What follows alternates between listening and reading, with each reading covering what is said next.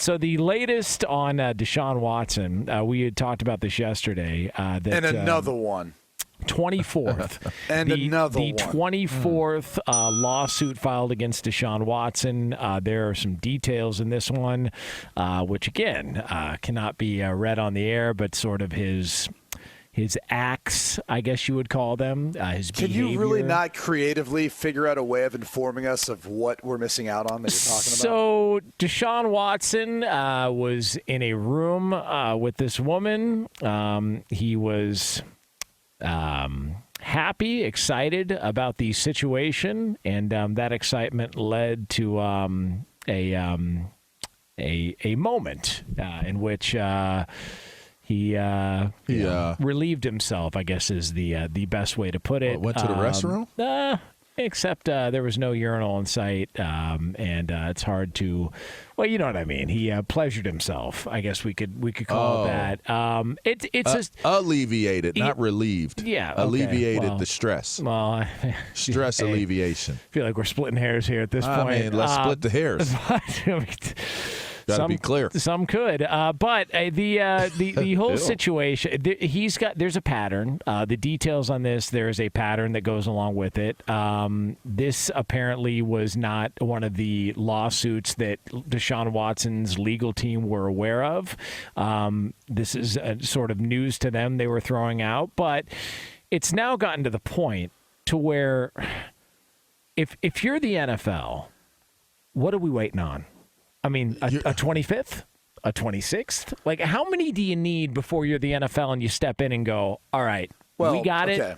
We're clear here. The NFLPA, as bad as it may seem or look, okay, that's the union that's still going to represent and defend the player and say he's innocent until proven guilty, obviously, in a criminal court. This is civil, so a little different. But they're still going to have the back of Deshaun Watson. Like, as bad as this all looks, someone's going to defend him, whether that's his defense team or even the union. Like, that's what you pay your union dues for. So I'm sure there's conversations, with the NFLPA and with Deshaun Watson and his team. And as they continue to go through the information that's provided with the various lawsuits, and as the lawsuits mount up now, we're up to 24, there has to be conversations with the NFL like, hey, hold on a second now. He's been accused of all this. These are all allegations. We don't know what exactly is fact yet or what took place yet, because we're hearing one side of the story. We're not hearing his side of the story. So, or maybe we are, but we want to hear some other takes on this, like from a jury, from a judge. So, I'm not trying to defend Deshaun Watson. I'm just painting the picture.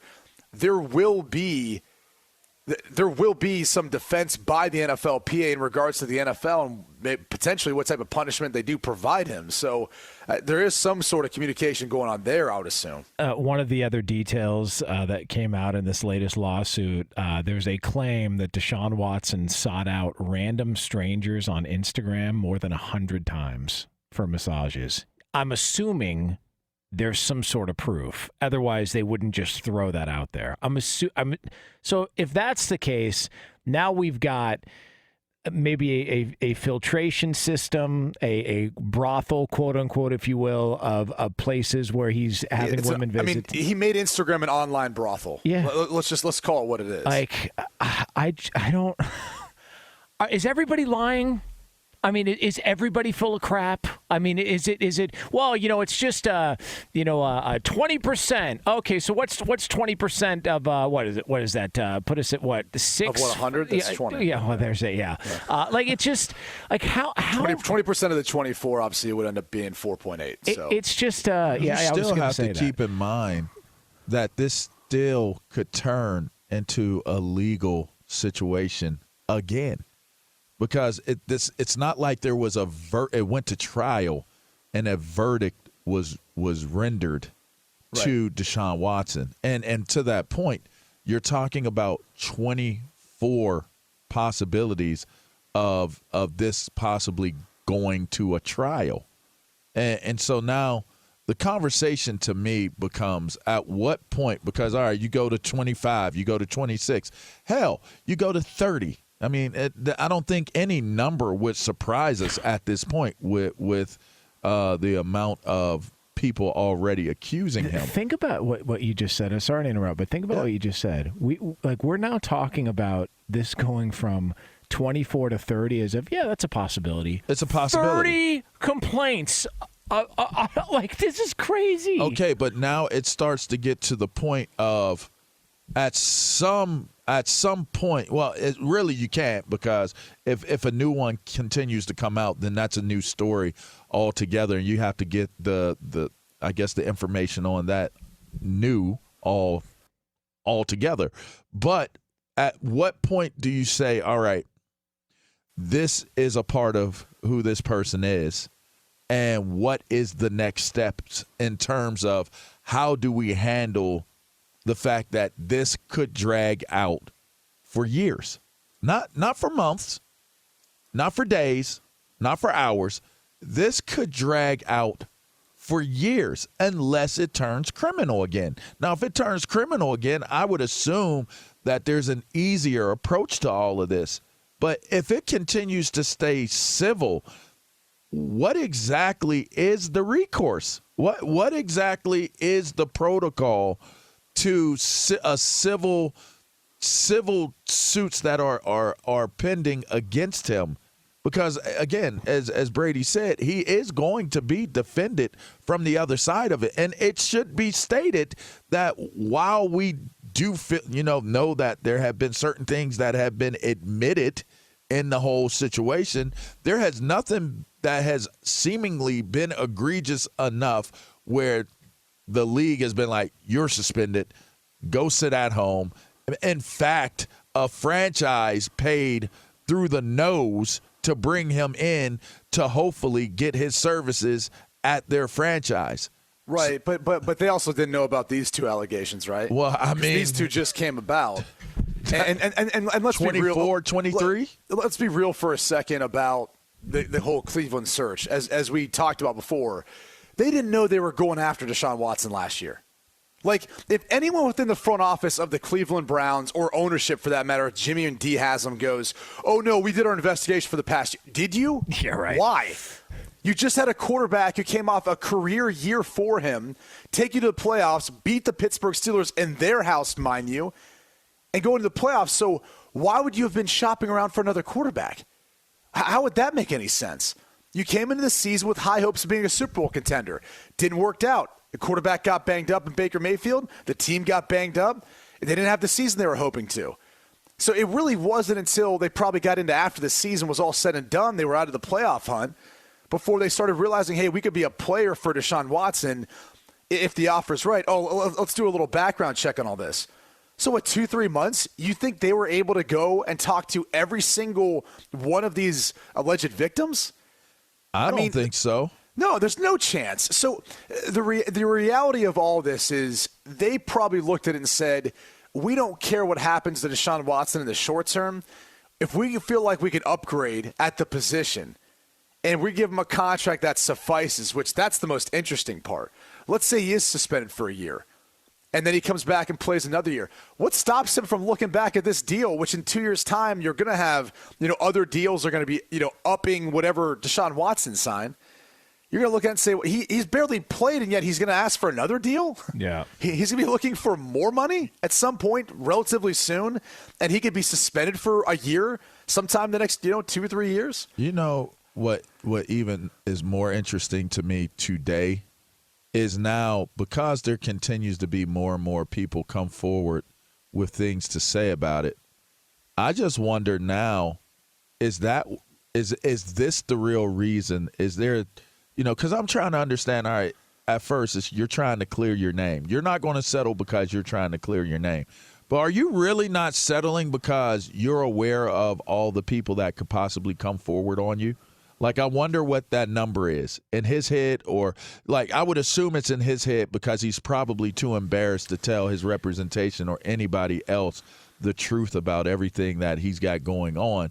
So in his mind, where is that threshold? Like, where does that number come to an end where it's like, that's pretty much, that's all of them.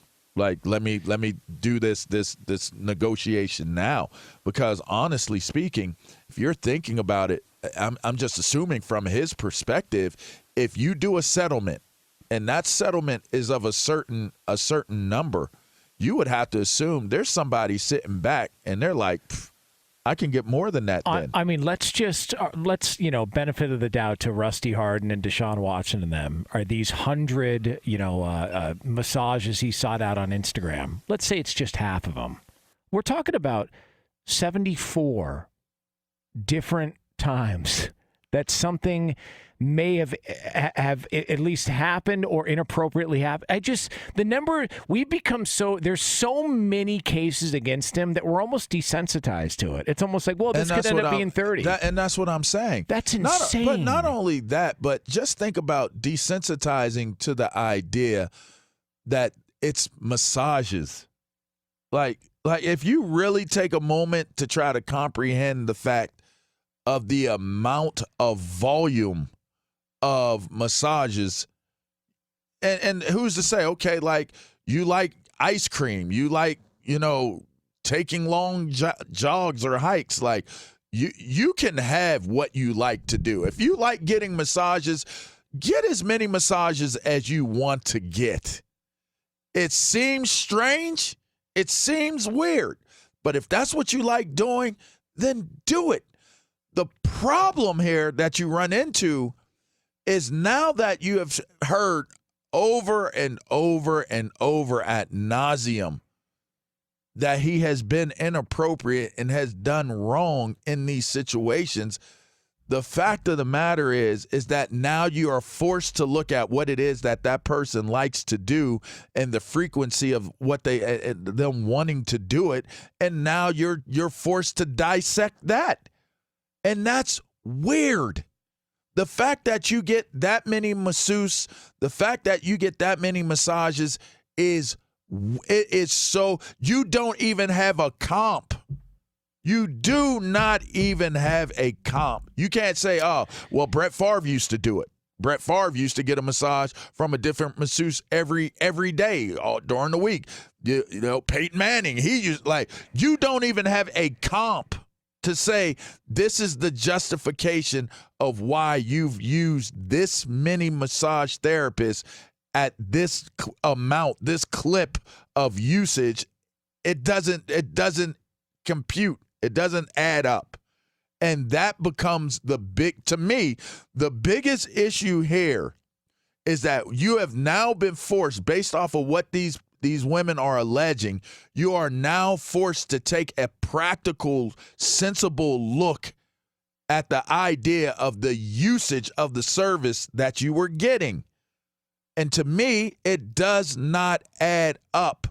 So if I am the brain and if I'm the thought of the NFL, they have to be at the least looking at it from this perspective, and you have to be formulating and conversing about how do you make the punishment or the disciplinary action where it makes sense to this aspect of it. This and this alone, to me, at this moment.